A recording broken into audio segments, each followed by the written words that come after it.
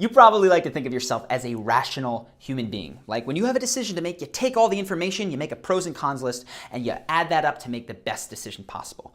But you're a human being. And the truth of human beings is we are far more irrational than we'd like to admit. Oftentimes our decisions come down to the smallest irrational things. And oftentimes that can be just a few words, which is why in this video, I want to give you 6 phrases that you can use to turn the tide in your favor when you're trying to persuade someone to do something that you might like. Now, this is not going to be a substitute for really developing a true persuasive strategy. It's not a substitute for empathy, but start adding these phrases into your vocabulary, and I think you will be shocked with how quickly and how effective they are. So, the first one is when you're coming up against a gatekeeper. And the phrase is simply going to be, have you ever made an exception? Now, I used to use this all the time when I would try to get into bars and clubs after it was technically at capacity, and it worked pretty well. I had a buddy who was going to a graduation ceremony. He had 6 family members and 4 tickets to get in. And they were there, and the guy clearly would have liked to have done something, but it was against the rules. So my friend said, have you ever made an exception? He said, no, I'm sorry, we can't do that. He said, would it be possible to just make one exception this time? And the guy looked around and he said, okay, go ahead, get in there. This one is most effective when you have a gatekeeper that is just doing their job. Like they're not staunchly against you getting in. They're trying to follow the rules. But the idea of making one little exception, even of thinking back to a time where they did and going, okay, that wasn't such a big deal, that can often tip them over to the edge, just shooing you in. So that's the first one. The second one is for when someone has really dug in their feet against you. They do not want to be persuaded. They do not agree with you. You're coming out of left field and they're not into it. And I found myself using this one recently with my family. I wanted my brother to go to this personal development seminar, but it's long. It's 3.5 days and it's about 12 hours a day. It's really intense. There's a ton of reasons not to go. So he was dug in. He did not want to go.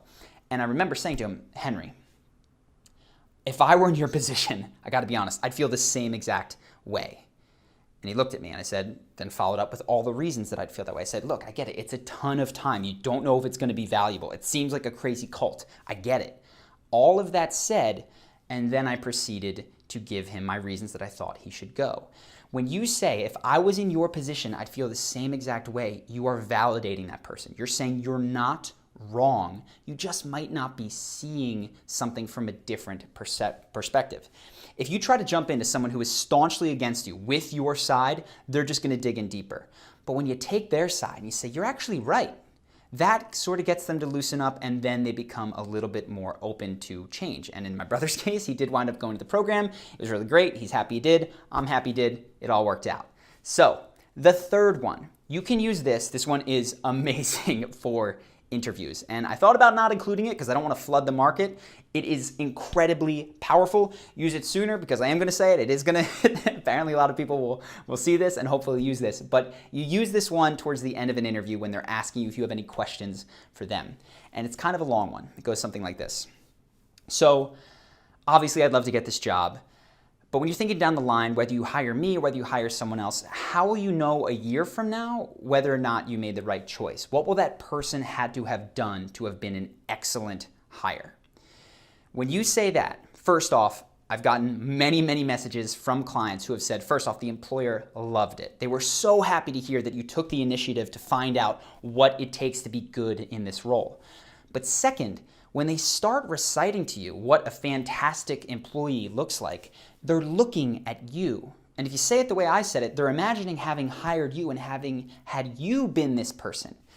When that is in their imagination and they go back to think of who are we going to hire, they've already spent time thinking of having you being an incredible employee. This one is so powerful, so valuable. Obviously, you still need to be qualified, but if you get to this point, it can really push you over the edge. So use it.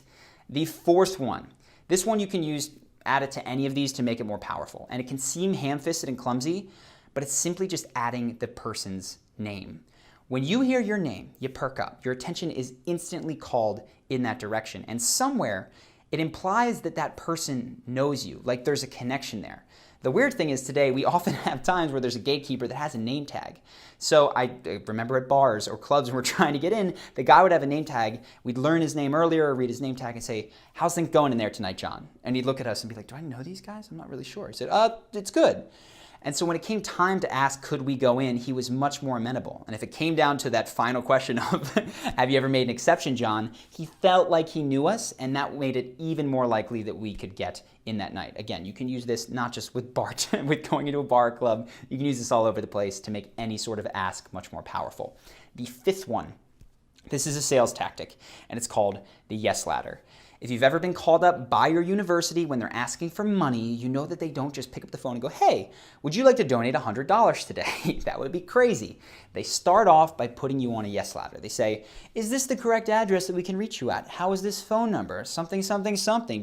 They try to get you answering yes to easy questions before they hit you with the big ask for money. Now, the time that I tend to use this the most in my life and that I recommend that people use it is when they're asking someone on a date. Right? You don't want to just jump into, hey, can I have your phone number? Can we go out Wednesday night, 8 p.m.?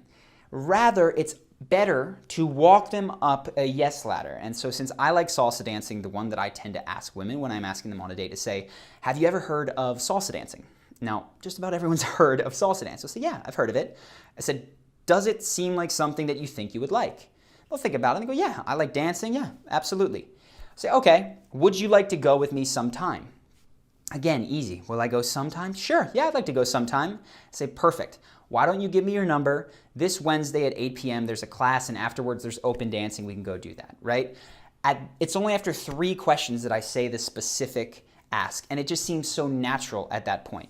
If I were to jump in, sure, they might give me their phone number, they might sign up, but that instantly engages this, okay, this is kind of a big ask. Simply by walking people up the yes ladder, it feels much more smooth and natural. So use that one.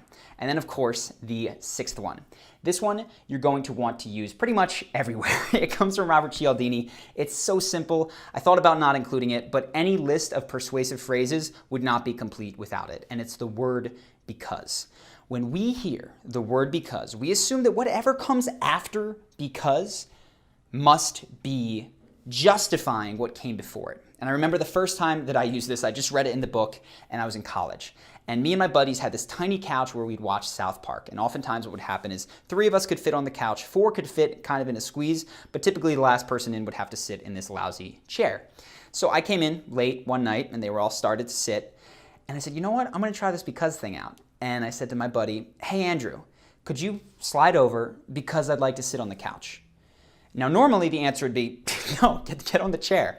But I remember he didn't even blink. He said, sure, slid over, everyone scrunched together, and there I was sitting on the couch. Now, was it the most comfortable? No, but it felt cool to know that the power of because was on my side. So those are 6 phrases that you can employ today into your speech that will make you instantly more persuasive. This is not a substitute for truly understanding human psychology, for developing empathy, but it is surprising, like I said, just how adding these can really make a huge impact immediately. So I hope that you like these. If you did, make sure to subscribe to the channel, and I will see you in the next one.